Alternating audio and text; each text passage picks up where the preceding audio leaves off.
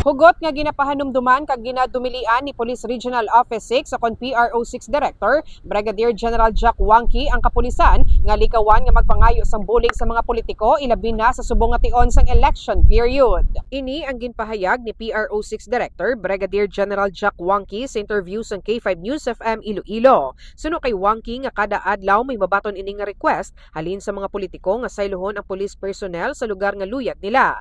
Paatag pa sang direktor nga kun hisugtan sini ang tanan nga request sang mga politiko, dako ang posibilidad nga mangin bias ang kapulisan bangod sa ginatawag nga kabalaslan.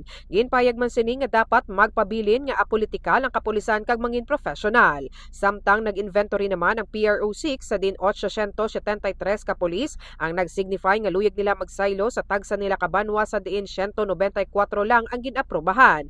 Ginabisuhan man ni Wangki ang iban nga pulis nga imbis magpangayo sang bulig sa politiko, magpasa na lamang ang mga inisang request sa PRO6 kag isignify kung nga aluyag sa mga ini magpasaylo sa iban nga lugar.